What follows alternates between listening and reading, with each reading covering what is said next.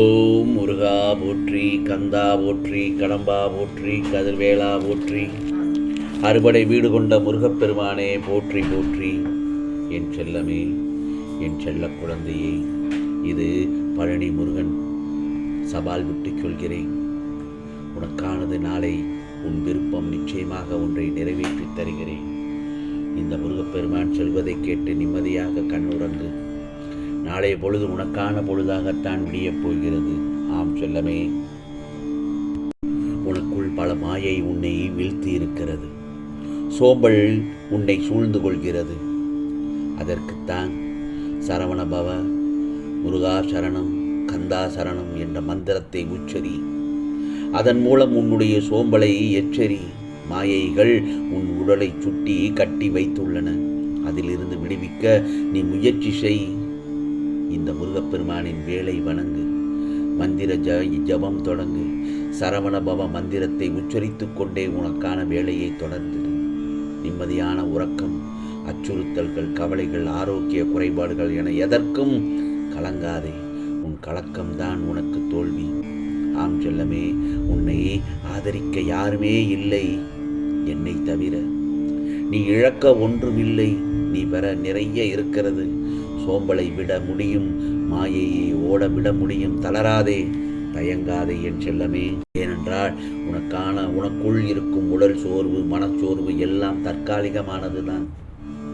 மனதை உற்சாகப்படுத்தி நீ செய்ய வேண்டிய கடமைகளை செய்ய முயற்சி செய்யும் போது அவை அனைத்தும் உன் இடத்திலிருந்து ஓடி ஒளிந்துவிடும். சில பொறுப்புகள் கூடும், வேலைப்பழு அதிகமாக்கலாம். அந்த சமயத்தில் முருகா முருகா என்று என் நாமத்தை உச்சரித்து கொண்டு செய்ய முயற்சி செய். உன்னால் முடியும், அனைத்தையும் செய்து முடிப்பாய். உன் வாழ்வில் இப்போது நல்ல நேரம்தான். சில முயற்சிகள் நல்லதொரு நிலைமையில் வெற்றி தரக்கூடும்.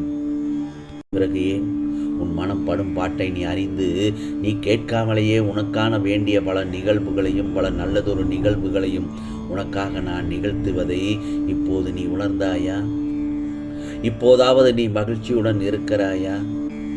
நான் முன்பே கூறியது போலத்தான் உனக்கு தேவையானதை மட்டும்தான் நான் உன்னிடத்தில் கொண்டு வந்து சேர்ப்பேன் என்று கூறியிருந்தேன்.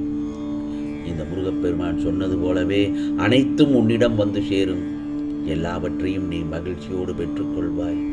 ஒவ்வொரு மாற்றமும் உனக்கு நன்மை செய்வதற்கு வந்து கொண்டிருக்கின்றன என்பதை மனதார நினைத்து ஏற்றுக்கொள். அப்பொழுது உனக்கானது எல்லாம் நல்லது நடக்கும் என் செல்லமே. ஆகவே இன்று இந்த முருகப்பெருமான் சொல்லும் அறிவுரைகளை நிச்சயமாக பொறுமையாக கேட்டு நிம்மதியாக தூங்கு. நாளை அருமையான நன்னாளில் நல்லதொரு விடியலில் இந்த முருகப்பெருமான் தரும் நல்ல செய்தி. நீ எதிர்பார்க்காத திடீர் திருப்பம் ஏற்படும்.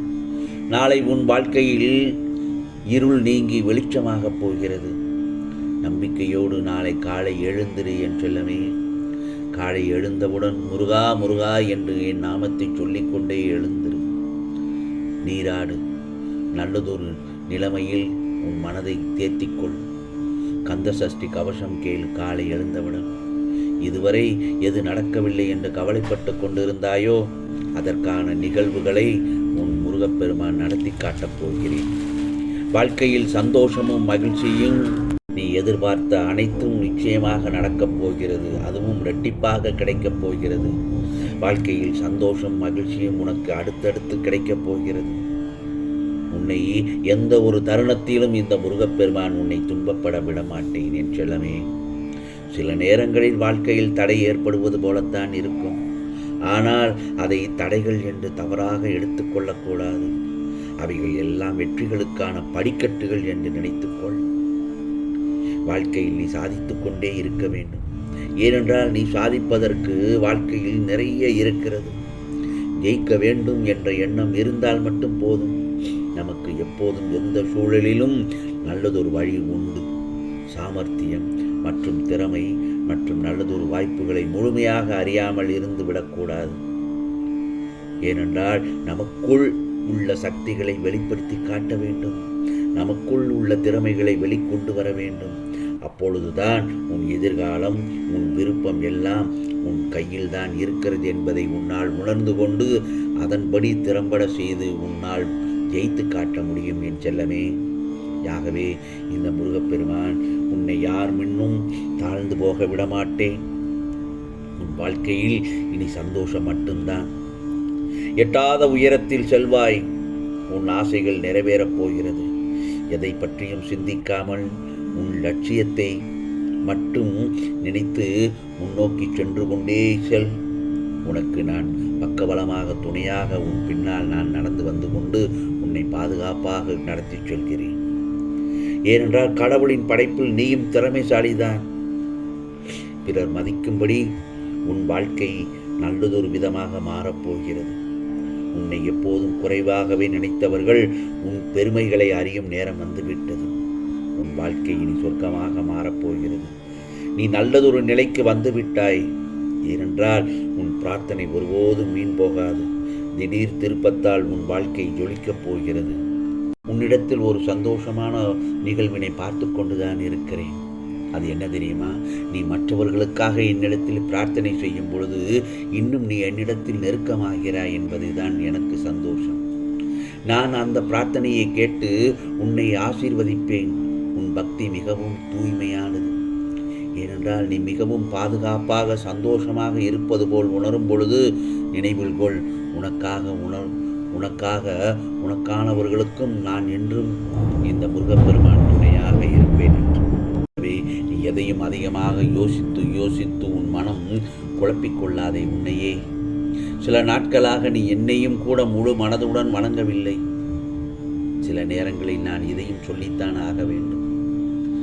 நீ ஏதோ ஒன்றை தொடர்ந்து யோசித்து கொண்டு பின்னால் வழி தெரியாமல் சளைத்து களைத்து போகிறாய்.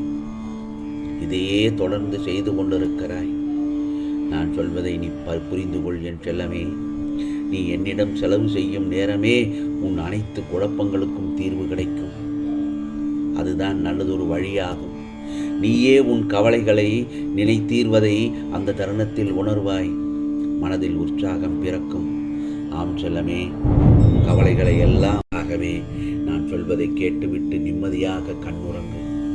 உனக்கான நாளை நல்லதொரு விடியலாகத்தான் அமையும்.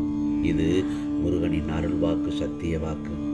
என் செல்லமே, நீ என்னிடம் கேட்டது எல்லாம் நிச்சயமாக நாளை காலை பொழுதில் உனக்கு நல்லதொரு விதத்தில் நடத்தி கொடுப்பேன் என்பதில் சந்தேகமே இல்லை. இது முருகப்பெருமானின் அருள் வாக்கு, சத்திய வாக்கு. உனக்கானதெல்லாம் நிச்சயமாக நல்லது நடக்கும். நல்லது மட்டுமே நடக்கும். அதுவும் நன்மையாகவே இருக்கும். ஓம் சரவண பவ. ஓம் சரவண பவ. ஓம் சரவண பவ.